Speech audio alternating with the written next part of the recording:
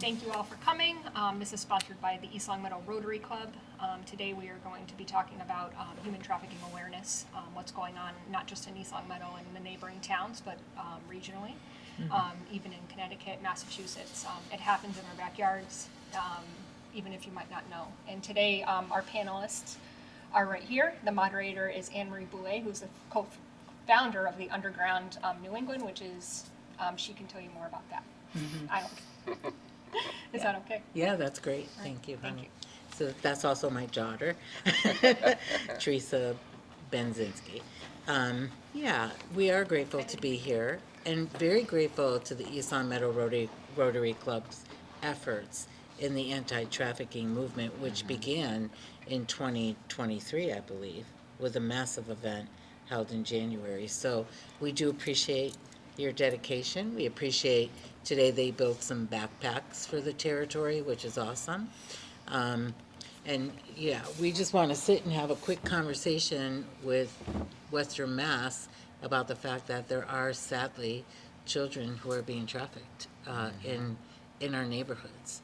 And yes, there's certainly been an uptick when it comes to minors coming into our country, crossing the border. I mean, that's a horrific thing that it has happened. Certainly, it's definitely spiked in the past 4 years, where international people who are coming in with kids, they're being trafficked all the way through their journey. And that's very troubling, and we want to assist those folks. And the Underground New England specifically serves domestic minor sex trafficking and domestic adult sex trafficking in New England. So we have some expertise on this panel about child trafficking. We're grateful again to have each one of these folks join. This is Brian Boulet, my husband, who is on the board of directors at the Underground New England.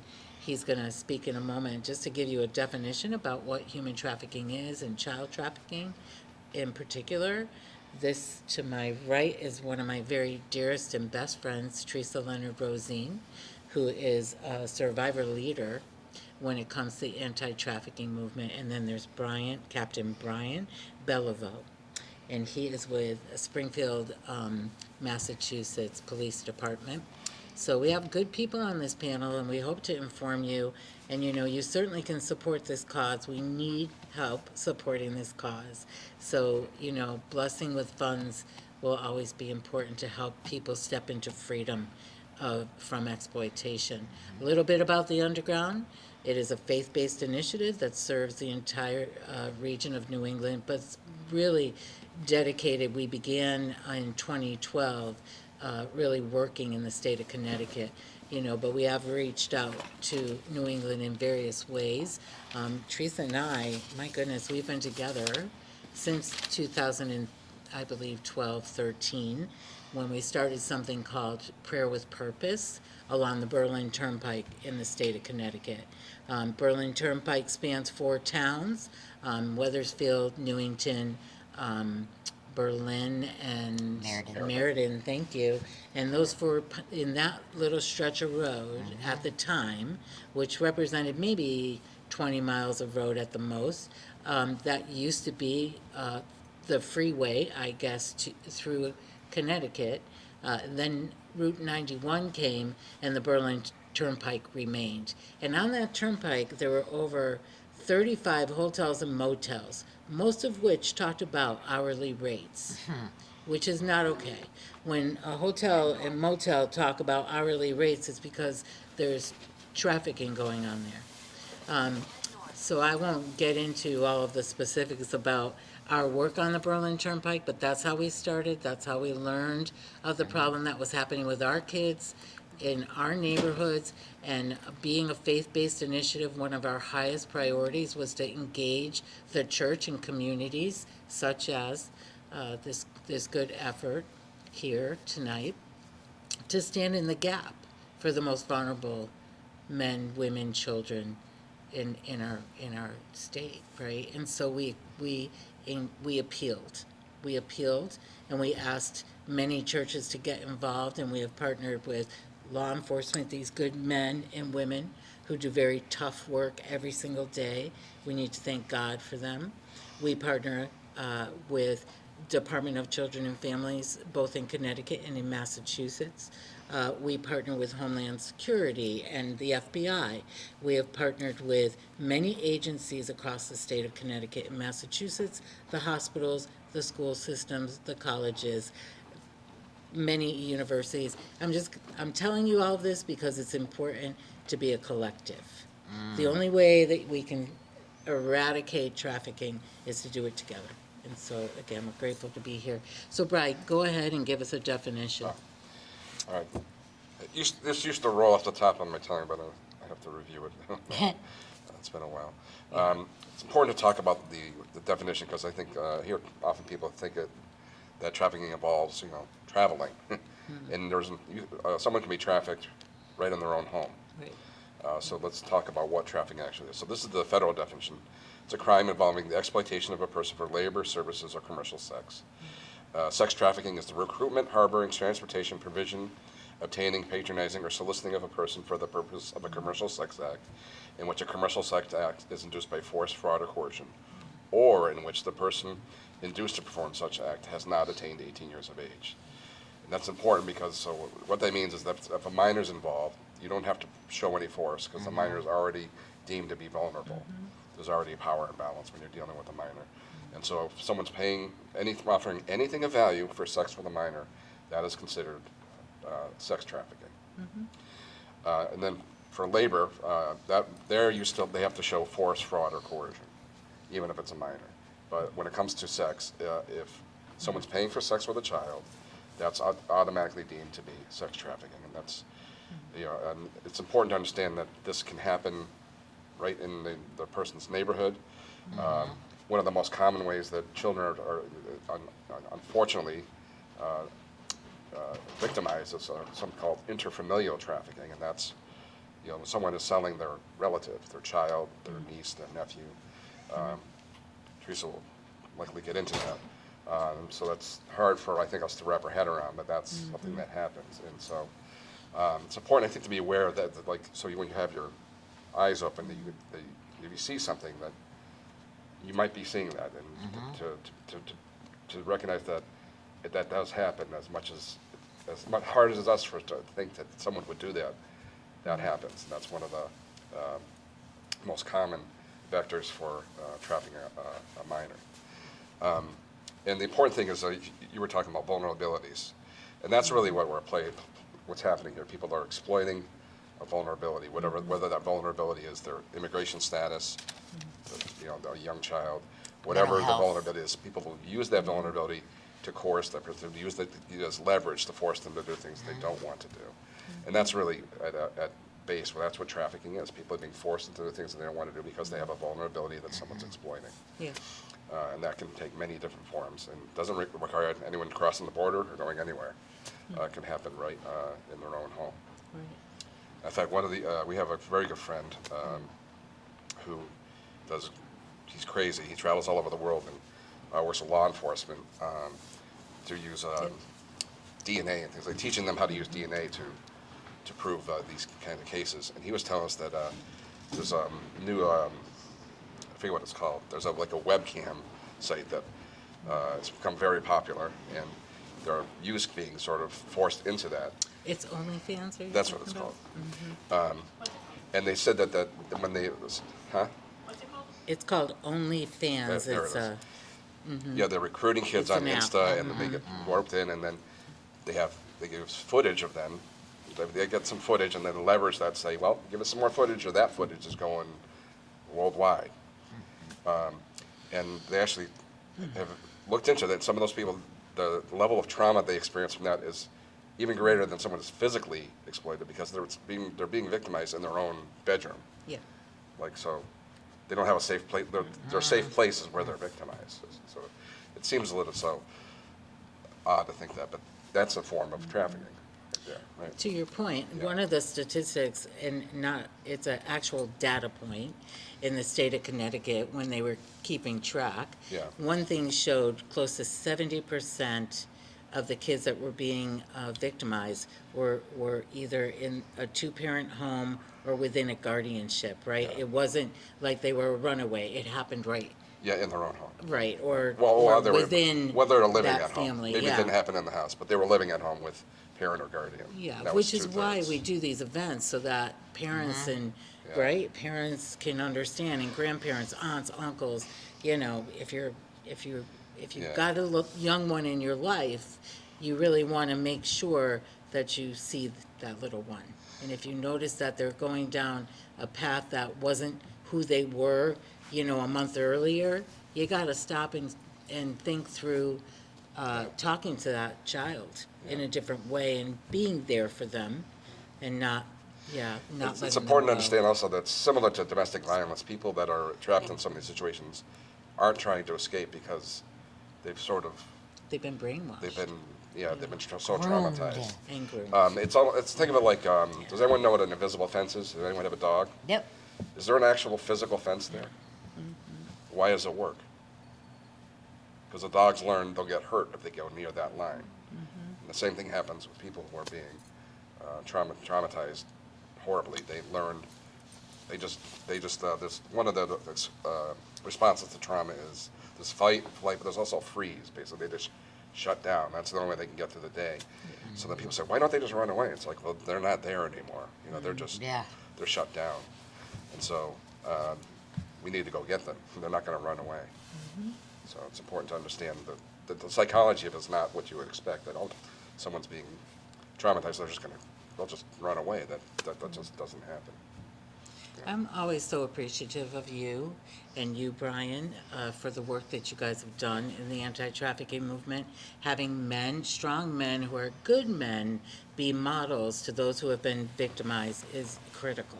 So if ever you're touched by this topic and you want to stand in the gap, these are two good guys to talk to who can help you with a pathway. But thank you, Brian, for all that you do.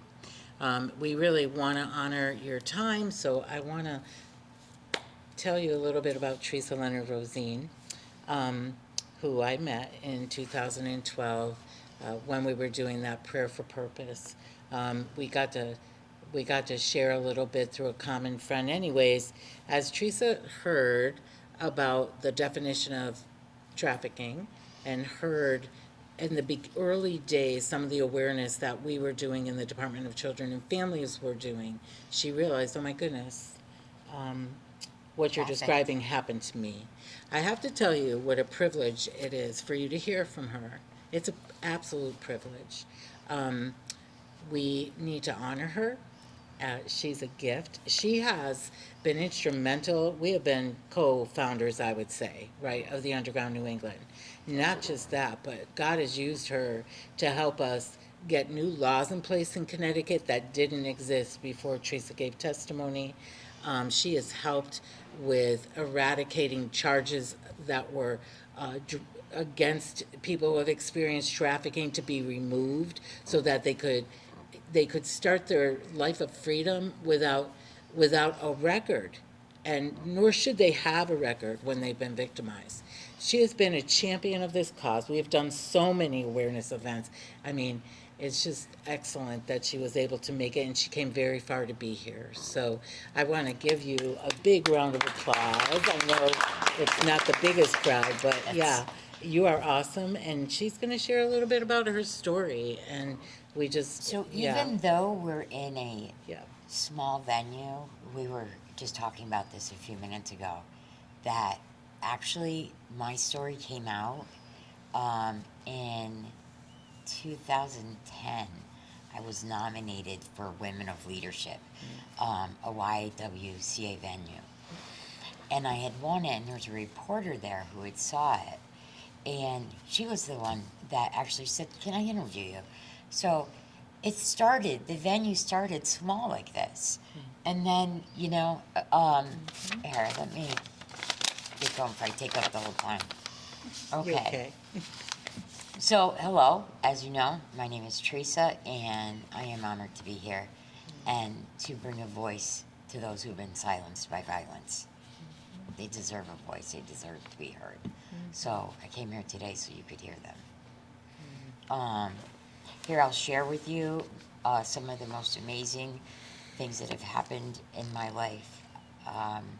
For many years, I was lost. I felt broken. I was incarcerated and exploited.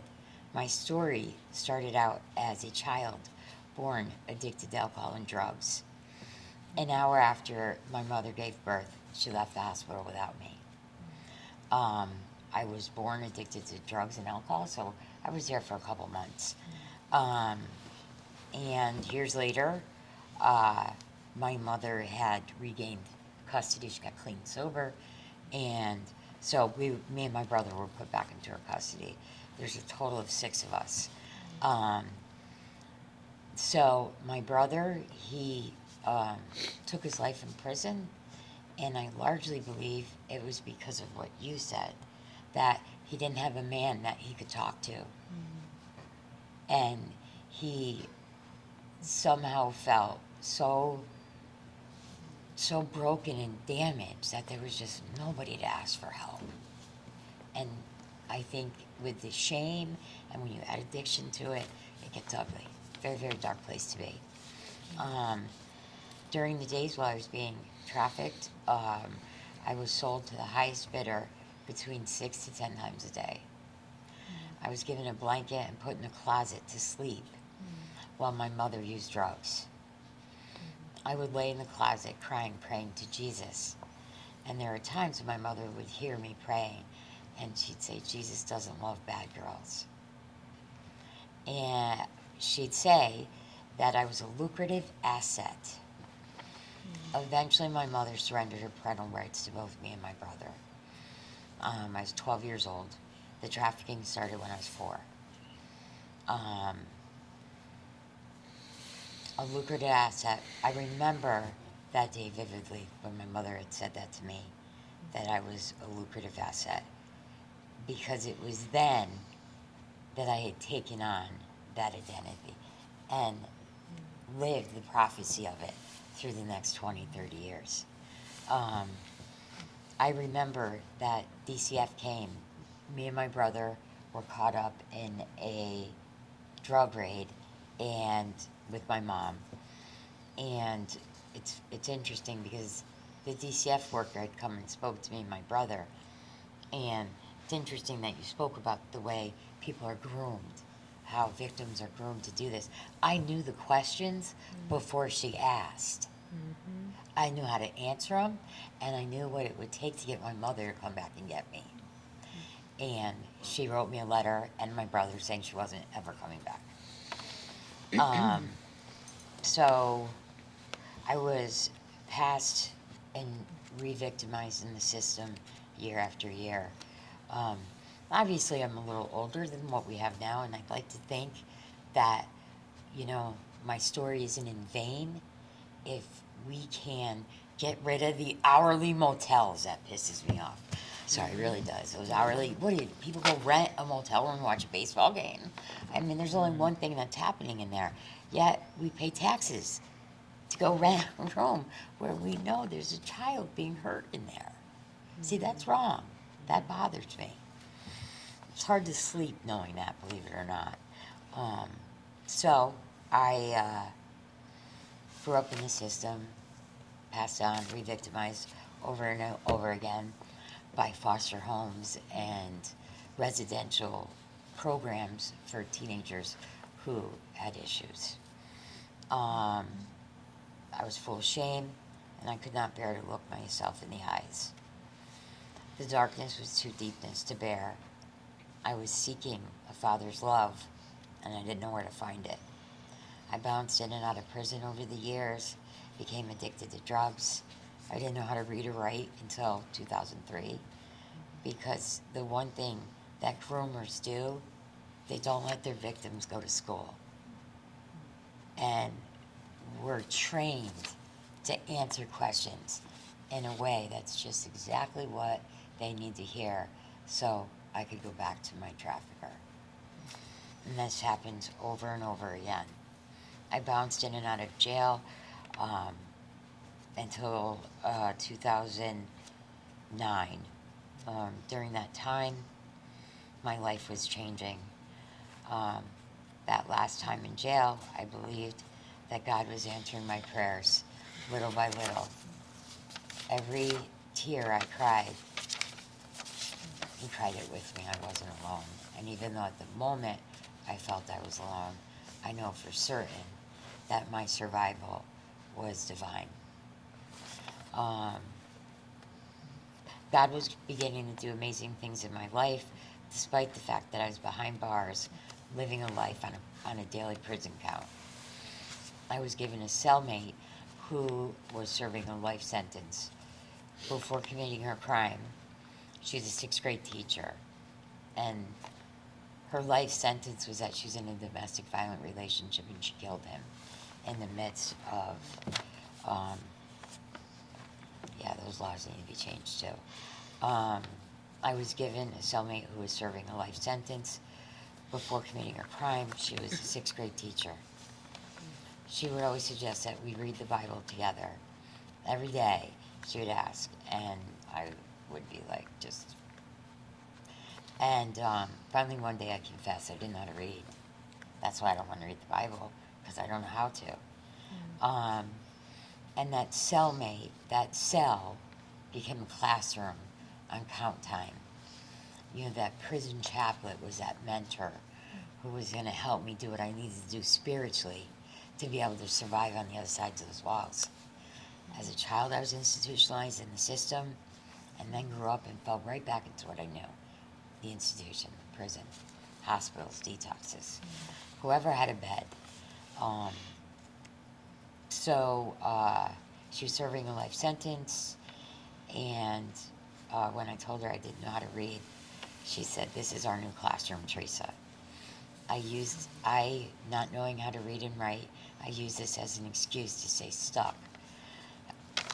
I used being trafficked as an excuse to continue to destroy who I was in body, mind, and spirit. And one day, I decided to open that Bible, and I started attending counseling with the prison chaplain. I started to believe that just maybe I could live a life outside these walls, and just maybe I didn't have to die with a needle in my arm.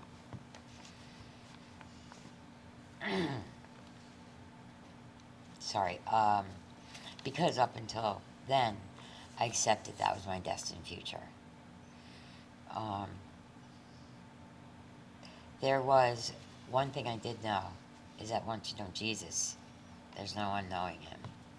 It was deep, it was profound, and it was sudden. And it is something that has stayed with me since I hit those gates in 2008. He turned that dark prison cell into a classroom. He turned that overworked chaplain into a mentor. He had great plans for me. My identity was not of a prostitute or an addict, but a daughter of a risen king. And my heart wanted to know the man who died on the cross for me. Instead of seeking destruction, I seek redemption, restoration. I seek to pass on what I've been blessed with. Even being trafficked is a blessing. Currently, I'm working with a woman, and she has autism. She's 4 years old, and she's trafficked for 10 years. And even though she doesn't say much, and I don't say much, we're there with each other. And, you know, she doesn't understand why this happened, because she was told she was bad, and this was her punishment. And I'm telling her how beautiful and how amazing she is. Last year we did a garden, which I never did, a garden. You should see all the pictures. It was her, it wasn't me. She just didn't know she could do it. I knew she could, but she didn't. In short, the underground started with 3 couples, and it moved mountains. It has done many things for many, including myself. People will ask me, what's your most proudest moment? And it has to be, being a convicted felon, I couldn't get a job anywhere. Apparently our president can, but I couldn't, I had to get a GED before I could sell a cup of coffee and a donut. And thanks to many people, including Anne Marie and Brian, I was denied for my first pardon. And the second one, Brian Sibley, he's the state's attorney in Connecticut, and he stood by me and said that she's not a criminal, she's not a prostitute, she's my friend. And I knew he meant it. He saw that. I still saw the convict, but he saw deeper. And I didn't know that everybody could see that. So today I have 2 dogs. I have 12 fish. The fish actually started out with 8. Actually, it started out with 4, and we called them the Gospels. And then they had babies, so we added a couple. And then we ended up with 12, so now we switched out Paul with, Judas, so now we have the disciples. And they're living amazingly. A friend of mine, he lives next door, he's our neighbor, and he had a dog. He said he owns a building, and renters had moved out and they left their dog there. And he'd been there for a month without anybody there, and the only reason why he survived is because he was drinking out of a toilet. And I thought, that's my dog right there. And he is amazing. There's still many struggles. I mean, there's still depression, there's still PTSD, except these things don't make my decisions anymore. Those horrific details, those aren't mine anymore. In 2017, I went to the State of Union address, and I had the opportunity to speak with my president, not as a convict, not as a prostitute or drug addict, but as I'm his constituent and he's my president, and he needs to hear what I think this country needs. And I had the opportunity to do that, and my voice meant something. And I know today that there's a zillion people that if I called will come. I have friends that I don't even know are my friends. I have people at church. Hey, Teresa, how you doing? I'm like, hey, good. What's that? But it's nice because I know I'm home.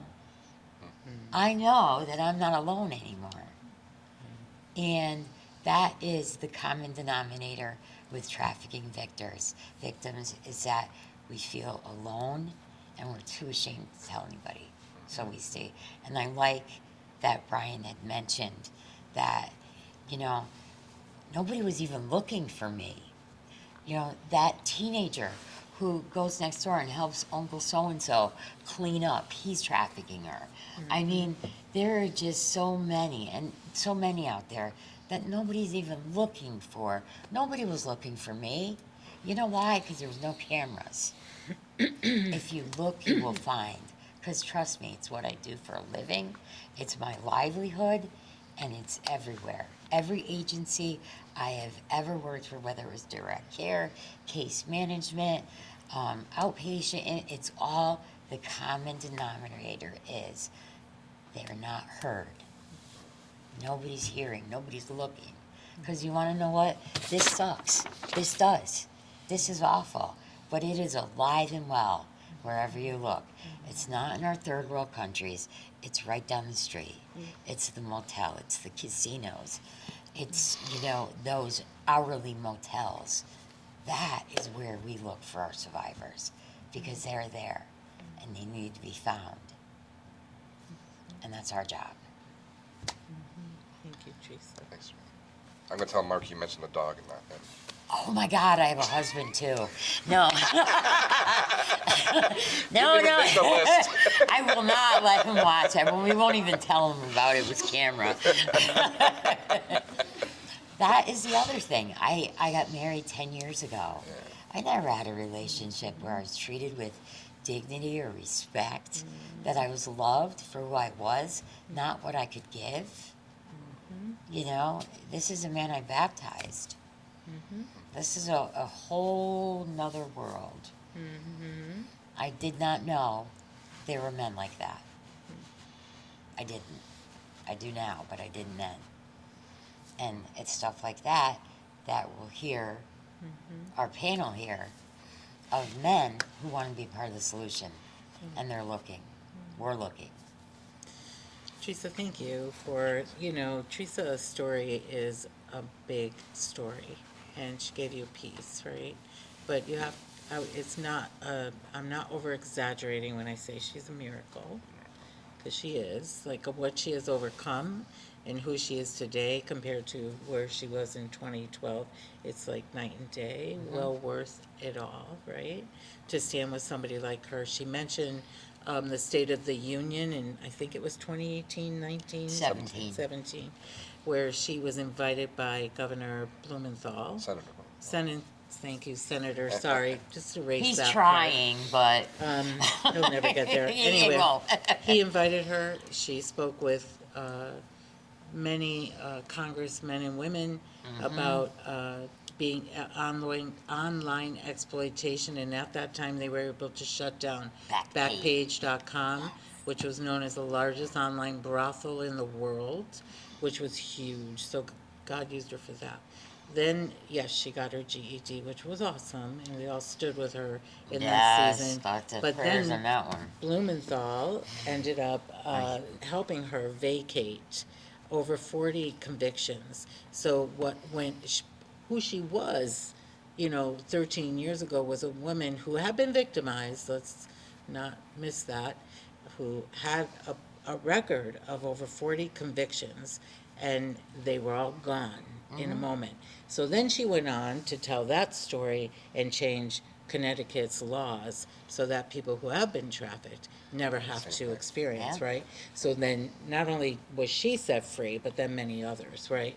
And yeah, If you go to prisons, in women's prison, I've never been to a men's prison, so I have no idea. But if you go to a women's prison, 90% of the people that are there are drug related. That's where the exploitation comes in. I'm desperate, I'll do whatever I have to do because I'm addicted to heroin. That's what you see in prison. You see women surviving. And that's what we call it exploitation. Because they don't have a choice. The drugs are making their decisions. They And that's don't part of the- know there's a way out. and that's part of the grooming process, for Yep. sure. That's how traffickers keep their victims in Yep. place. They do something to make them stay, right? And we're very grateful for Captain Brian being here tonight, too. I just want to add one thing. Sure. You know, back in the day, trafficking was about violence. Now, get them hooked. They'll never leave. Every single trafficker will tell you that's their number one weapon. They won't fight. Yeah, more like the Romeo thing. Let me be your Romeo. Yeah. And Brian has some expertise in this area, so we'd love to hear his perspective on law enforcement. And we want to thank you again, Teresa. Oh, absolutely. Really, for sharing all that you did tonight. Thank you. Good evening. So I guess I'm just trying to think about listening to the discussion and what trajectory I want to take here. So I've been involved in law enforcement for over 30 years now. About 10 years ago, I started running a unit whose function was in a specific area. The area, its biggest problem was indiscreet street level work. So we started to tackle that problem, and what I would say the traditional approach was to arrest the workers, and it just was kind of but it was a revolving door process. So I put a team together to go out to Worcester to meet with some of their members because they had a success in making changes in their areas, but it was kind of the result of making a lot of arrests. So it was still just a better version of doing the same thing. So during the course of the afternoon, I was fortunate enough to go to the courthouse and meet with some of the employees there, and we met with a survivor. And so it was through the course of that conversation where the kind of the light bulb came on, and I said, wait a minute, we're doing this all wrong. Like, our target on this is completely wrong. So we came back and we put together a rather significant network we put a big plan together, I should say. One of those things was to work with judiciary and the local legislators to change the law within Springfield with regards to the demand side, right? So we were going to start to approach the Johns, take it from the demand side, and start treating the other aspects of it as a victimization model and providing services, right? Because we had a lot of service providers that were coming forward, Tapestry Health and a variety of other social organizations who were looking to work with us as far as providing services. So along the way, of course, I learned, I learned my lessons. I think I'm being savvy in referring to everybody as a sex worker, and I get corrected. And then I learn, and I find myself defending this to this day, it's commercially sexually exploited persons, right? Because that is the term. So again, it's not a lack of enthusiasm, or I don't want to say enthusiasm. It's not a lack of support on behalf of law enforcement, or for most people in general. It's a lack of understanding. Okay. I spent 30 years out there. I mean, at the time, I had been on the street for 20 years, and I had a very, in my opinion, I had a very common sense approach to the things that were occurring in my neighborhood. But there are levels of activity that occur, and I'm sure you can attest to it, where because sometimes it's discreet, sometimes it's indiscreet. Well, that discreet aspect of it is something that we can never monitor because we don't see it. It's no different than when I spent 3 years working in narcotics and realizing that not driving around in a uniform in a marked car and being exposed to that world, that there is a thing going on that none of us could ever believe. And I drove around and it was right below me the entire time. So, John schools, posting people in the newspaper, posting them online, ensuring that sentencing was adhered to, getting the workers and providing services and linking them up with resources, and it netted great results in the area that we were working. But one of the biggest things about it is that we can't function without work from groups like you and from people like you. We don't function. And like I said, it's not apathy. It's just we don't know what we don't know. And so How do you know what you don't know? right. And so, but it's our eyes have been opened. Our ears are waiting to hear these stories and to hear this, to get this information. We've gone a long way. I know in Springfield we've gone a long way to provide training to different medical facilities, social partners. Again, just to say, hey, if you have somebody that's coming in for care, be mindful of these cues, because the trafficker is going to bring someone to the hospital, but he's going to be very, very protective. He's going to stay very close. Again, responses are going to be, canned or rehearsed. And so we've gone a long way to training medical personnel to say, hey, if you're identifying these characteristics, you need to call somebody. And if we're wrong, we're wrong. But I mean, you have to operate with an abundance of caution. We worked with local businesses to post things like when the new casino came into town. We put up signage with regards to being mindful of certain activity. We've worked with all of the local surrounding law enforcement agencies to do things like posting ads on websites, and then waiting for people to respond. And I'm reminded of one evening where we did an operation where I think at the end of the day we arrested maybe 10 people. But those 10 people had thought they were going to meet with two 15-year-olds. Yeah. So, where do you, how do you come back from that? So there's certainly things in my life that I've seen that I wish I could unsee.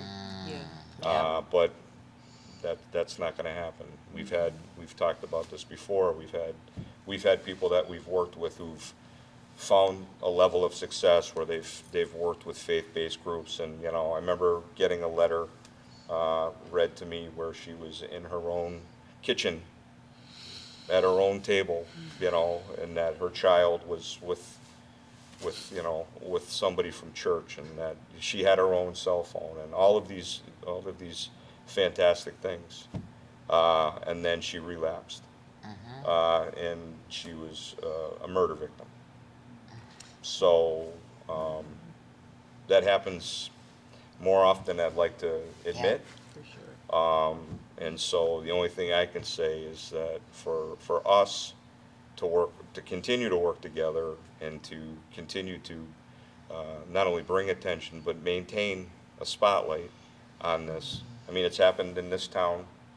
We've done operations where we went to a facility or a storefront where there were members here and members simultaneously in the city of Springfield from the same business owner, where you know, another address we hit had a stack of passports in it, because that's part of it, right? Is just restricting people's identification, freedom of movement, money, and making these victims completely dependent on their traffickers. So it happens. It's happening now. It will continue to happen.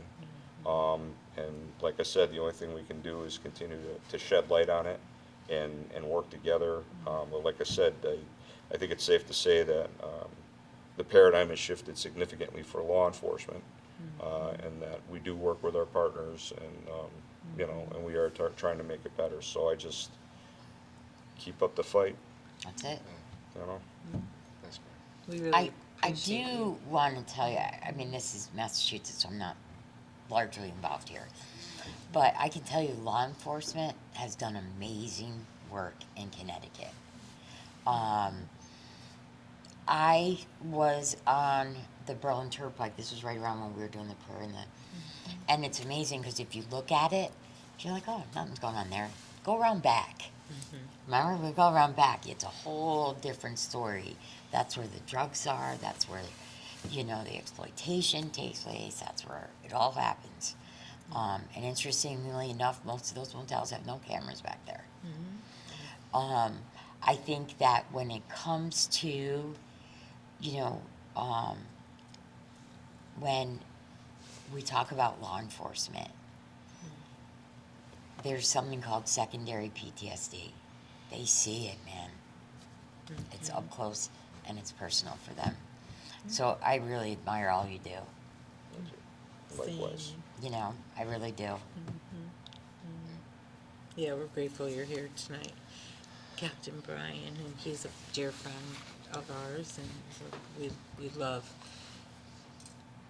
Look, we don't love having to have to talk to you about this, but we do love when we can be with people like these guys and with all of you and whoever happens to watch, because there's always going to be a place for someone to stand in the gap for someone who's very vulnerable.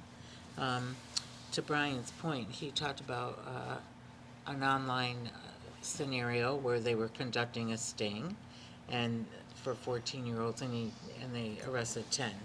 We saw that same kind of operation in Connecticut, where they advertised 2 14-year-old girls, which weren't really real, but they advertised, and within 30 days there were over 5,000 hits on that flippin' In Guilford. advertisement Is it Guilford? in Guilford, Connecticut. Sleepy Guilford. Yeah, right, Yeah. by the shore.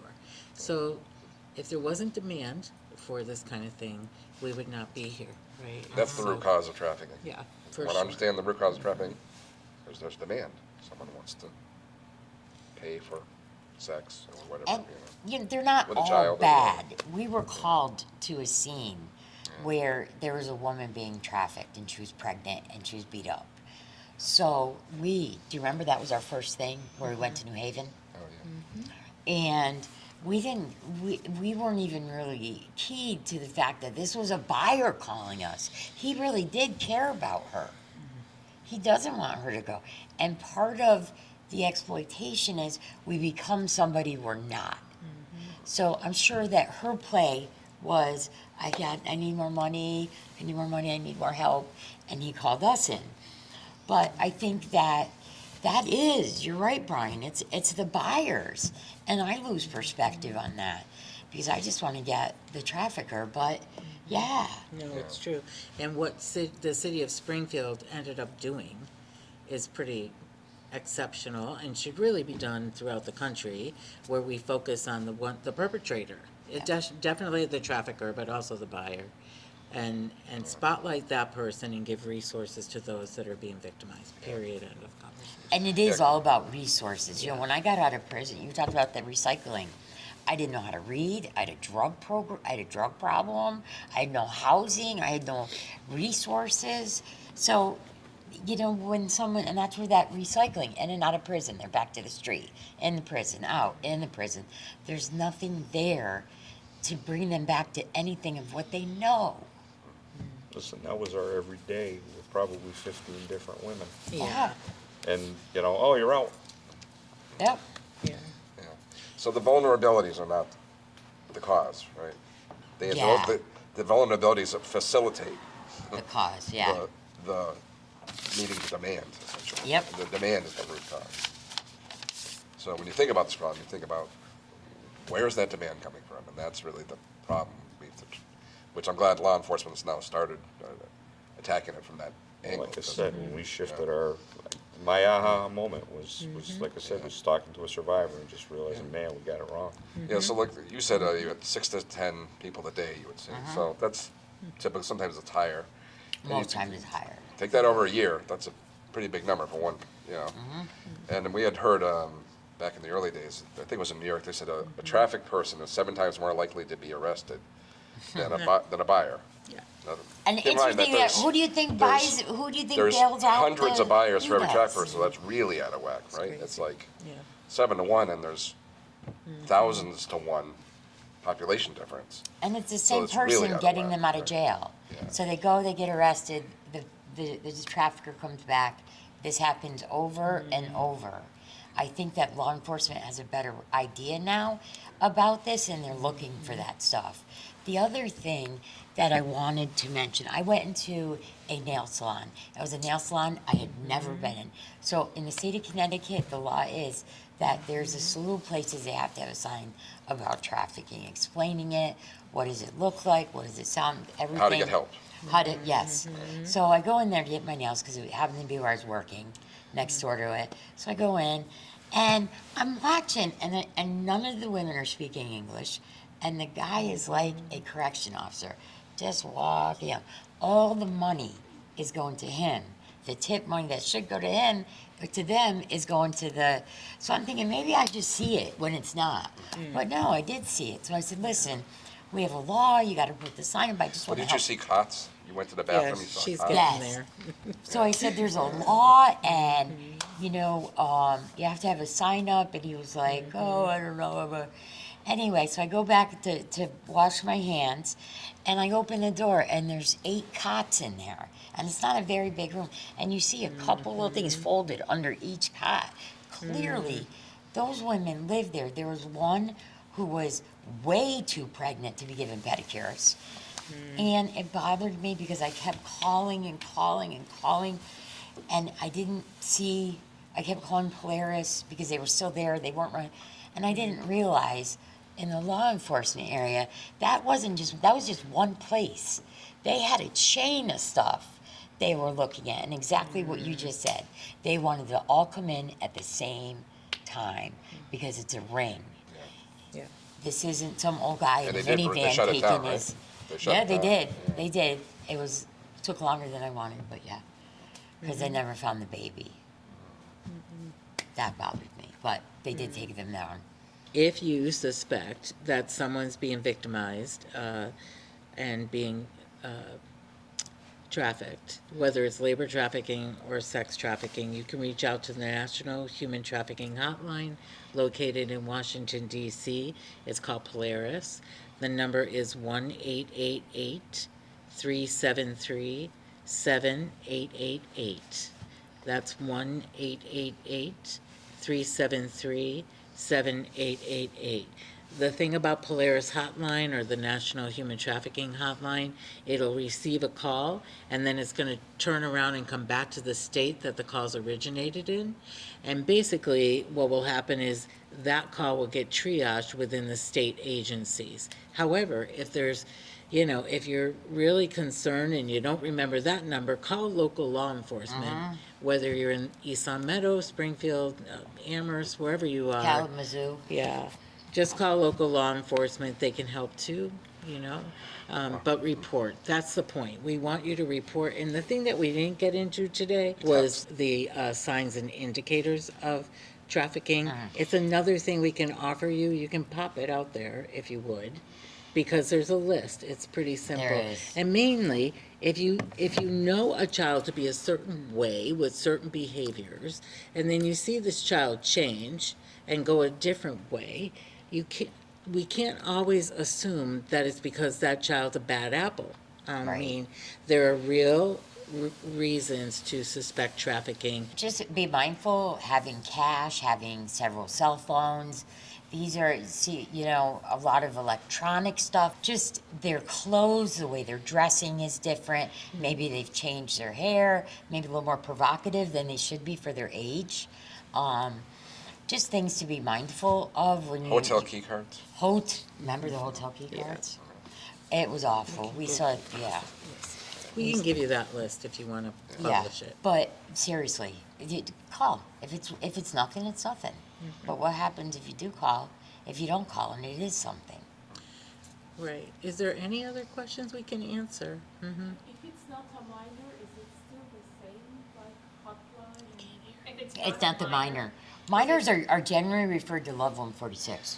Well, but Department start of with Children, Department of Children and Families within the states, the United States of America, every state has a DCF or a DCF, DCF or a Department of Family Services, DFS. Well, Polaris will call them. I would still They call Polaris. will, if it's minors. I actually, the question was who oversees the minors? That would be the Department of Children But and she's saying who Family you call, Services. not who oversees it, who you call. Well, they're. You can still call Polaris if it's a minor. Right, she's asking if Oh, it's not a minor. Yep. You'll call Polaris either way, Or I'd say. 911. Sorry, I didn't hear you. That's okay. If it's a child, most of the departments have hotlines, or the states will have a hotline. I will say for us, most of what we dealt with was adults anyway. So I mean, and so we were not gonna, it was not any less critical for us, so. Right. But again, it was staring us in the face, so. Part of it is children are easier to hide. Not as much now as it was before, but when you see somebody on a corner, or it's a little different than when that boy comes home from school and the babysitter's selling them to the guy down the street. So it's easier to hide those rather than, that's why I think when it comes to trafficking children, it's very organized. They're insidious about what they're looking for. They're looking for a certain child. Maybe mom goes to work, or maybe it's a single family, or, maybe, it's someone in church and mom's really a Christian, so I don't want to go and say something bad about, Pastor so-and-so, because then mom's going to get in. And if I do tell mom, you can't talk about the pastor like that. So there's so many places where nobody's watching. Be those eyes. Question. Do you say for survivors in your experience, it's more of this progression to get out of it rather than it's this one defining moment and I'm out of it? I mean, it can be both, it's rare, but I do know this, we were committed to spending pretty much a lifetime with people who have experienced exploitation, because it takes about a lifetime to heal. I mean, Teresa's far along in her journey. I was mentoring her for at least 11 years, and we're still dear friends to this day. But it would be irresponsible, I do have to say this, for us to take somebody out of the life and not have a pathway of Yes. We need a pathway of what he was care, saying, the and that's what resources. the underground has been about, and many other agencies out there. And just one more thing about adult victims. I've yet to meet an adult victim that wasn't exploited as a child. So, to Brian's point, it's no less urgent when we see an adult, because surely they were harmed way earlier than than then, and it doesn't make them any less of a victim, really. So, yeah. What makes it so vulnerable for them is they don't know they're a victim. Mm-hmm. The first article that was written about me in the paper Yeah. said prostitute helps Mm-hmm. inner city kids. Because I thought that's what I was. Yeah. And as society, they labeled that, and I lived up to it. I know. And I'll tell you, I just was Anne Marie. I have never ever spoken to any person who has been exploited anyway where there wasn't severe trauma beforehand. It's obviously not the first place we go to the corner. Something led us to that place. Yeah. Well, and you mentioned that cycle in prison, so, going to what you know, basically. So I think that's one thing we would see often with people we work with, is that, like if you don't have a well-defined pathway, like where are you gonna take them, it's an unknown. It's gotta be really well laid out. If you convince them to come with me to this new place, Trust me. they'll go back to the other place because it's known, at least. It's not great, but it's known. Yeah, but I want to give It's, you hope, though. You understand, like you probably see this in domestic violence. They say it takes police 9 visits before anything actually, that person's willing to do anything about the situation. Biggest thing for, Right, so it's similar.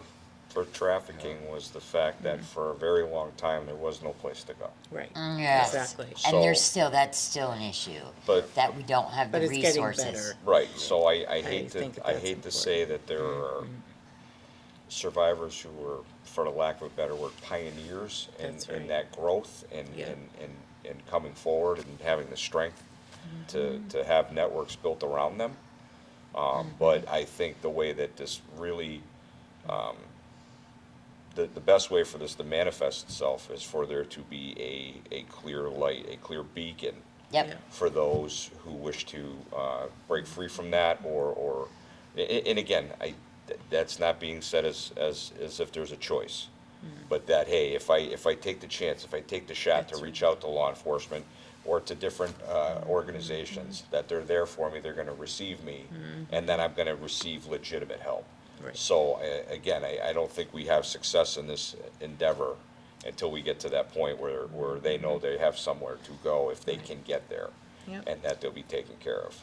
And So- believe me, this is what I do. I mean, I have had the opportunity, the amazing honor, like the woman I'm working with now. I'm walking through that with her, and I don't see the difference, but she lives in a group home, and they tell me, I don't know what you're doing, but it's really working out well. She's not attacking the staff anymore. And I'm like, all we do is like color and, use a glue gun and make little things. I mean, we don't, but you know what? She knows I get it, and I know she gets it. I will say, when we meet people at the point of exiting an exploitative scenario or situation, it's it's an emergency moment for them.